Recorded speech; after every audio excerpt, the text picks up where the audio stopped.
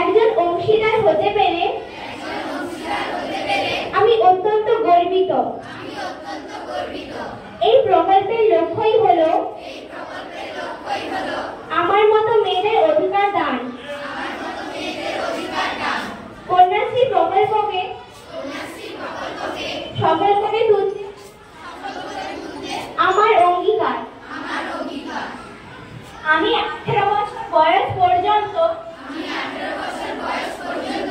এবং তার উপর আমার পড়াশোনা বৃত্তিমূলক বা কারিগরি প্রশিক্ষণ চালিয়ে যাব এবং সম্পূর্ণ করব। আমরা কন্যাশ্রীর সময়সীমা শেষ করে আমি স্বনির্ভর হয়ে দৃঢ়ভাবে চেষ্টা করব।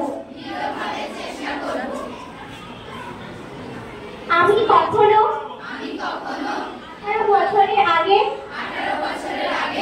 করব না। আর অপ্রাপ্ত বয়সে বিবাহের কুফল সম্পর্কে অভিভাবক, আত্মীয় স্বজন আর সমাজের সকলকে বোঝাবো। আমি শিক্ষা আর স্বনির্ভর হয়ে ওঠার জন্য কর্মসূচির প্রয়োজনীয়তা সম্পর্কে সকলকে জানাবো, উৎসাহিত করব আর সক্রিয়ভাবে সকলকে এই প্রকল্পে যুক্ত হওয়ার জন্য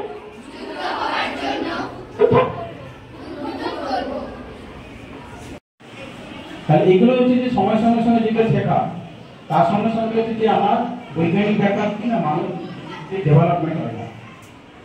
ওই জন্যই কিন্তু সামাজিকভাবে যদি কেউ 14-15 বছর বয়সে 16 বছর বয়সে কেউ যদি প্রেগনেন্ট হয়ে যায়, সে তার কিন্তু সে বোঝার ক্ষমতাটা হয় না এবং বাচ্চাটাকেও সে জীবনে মানুষ করতে পারবে না, কারণ সে তো তখন নিজে শিশু। এবং এর কখন বুঝতে পারবো, ধরো তুমি এখন বিয়ে করে নিচ্ছি, আমরা দেখতে পাচ্ছি তুমি তো একটা জীবন দেখছো, আমরা তো আমাদের অ্যাডমিনিস্ট্রেশনে আছি, আমাদের কাছে বিভিন্ন লোক আছে, প্রচুর থানার কেস আছে। আমি ইনভেস্ট করতে যাই, কত বাচ্চা আমি ইনভেস্ট করি, কম বয়সে যে করছি সুসাইড করেছি। আর কি আমরা যেটা দেখেছি, ধরো তোমার এখন বয়স তোমার বয়স কত? 17। আর সবচেয়ে কম ক্লাসে কে আছে? এটা কে আছে? তোমার 14 বছর বয়স। 14 বছর বয়স দেখতে পাচ্ছি, 14, 15, 16 বয়সে দেখতে পাচ্ছি যে বিয়ে করছে। ধরো না 14 বছর বয়স ছিল, বিয়ে হলো, ধরো না কি হলো, ওর কি কোনো সে বুদ্ধি বা সে ম্যাচুরিটি বা সে বৈজ্ঞানিক ধারণাটা এখনো আসেনি। ধরা তো 15 বছর বয়স থেকে ও মা হয়ে গেল।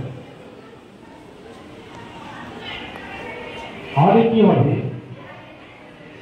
তাহলে যে বাচ্চাটা যে হবে আর কি, সেই বাচ্চাটার প্রথম কথা হচ্ছে যে তার মানে বৈজ্ঞানিকভাবে তার তো শরীরের গঠনের কিছু সমস্যা থাকবেই, তার সঙ্গে সঙ্গে তাকে যে বড় করে তুলবে সেই ম্যাচুরিটি কিন্তু ওর মধ্যে নেই।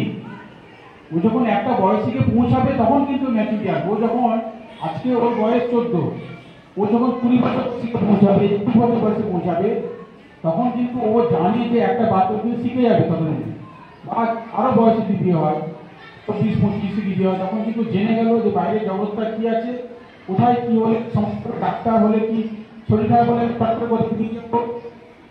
কি করতে হবে সব শিখে গেছে। এবং তুমি ছেলেকে বাচ্চাটাকে পড়াশোনা করবো, কি করাবো, সমস্ত কিছু জেনে গেছে। তাহলে ও তখন কিন্তু খুব সুন্দরভাবে তার বাচ্চাটাকে মানুষ করতে পারবে এবং তার বাচ্চাটা কিন্তু সামাজিকভাবে স্বীকৃতি একটা ভালো জায়গায় পৌঁছতে পারবে। এবং শুধু তাই নয়, অপুষ্ট বাচ্চা হয় কম বয়সে হলে, এটা বৈজ্ঞানিক কারণ। এই সেই জায়গায় দাঁড়িয়ে কিন্তু আমাদের পশ্চিমবঙ্গ সরকার এবং অনারেবল চিফ মিনিস্টারের যেটা একটা অ্যাওয়ার্ড পেয়েছে, এই কন্যাশ্রী যে ধারণাটা, যে কন্যাশ্রী দিবস পালন এবং কন্যাশ্রী পুরো কন্যাশ্রী ক্লাব তৈরি, এই সমস্ত কিছু ব্যাপারগুলো এইগুলো কিন্তু এখান থেকেই তৈরি হয়েছে।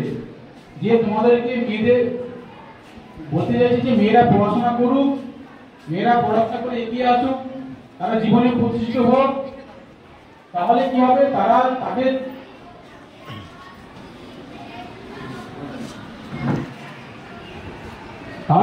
তারা তাদের যখন বয়স হবে তখন তারা যে সমাজটা তৈরি করবে, সমাজ মানে কারা, একটা সমাজ করতে তৈরি হয়, তোমাদেরকে নিয়ে তো সমাজ তৈরি হয়, তোমাকে আমাকে নিয়ে সমাজ তৈরি হয়। তাহলে যদি ভালো বাচ্চা তৈরি হয় তাহলে একটা ভালো সমাজ তৈরি হবে। আর যদি যে বাচ্চাটা তৈরি হচ্ছে তাকে যদি একটা কম বয়স্ক বাচ্চা তৈরি করে, তাহলে সমাজ কখন ভালো তৈরি হতে পারে।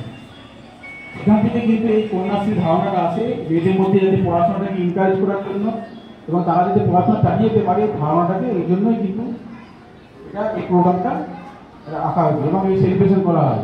আর ভাই আপনি তোমাদের মনের মধ্যে জিনিসটা ঢুকে দেওয়ার জন্য যে না, আমরা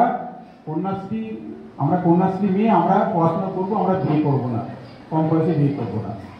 বিয়ে তো করতেই হবে, যখন একটা বয়স আসবে সবারই বিয়ে হবে, কি কার বিয়ে হয় না, বিয়ে হবে না এটা কি আছে, সবারই বিয়ে হয়, মোটামুটি সবারই বিয়ে হয়, 99% হয়।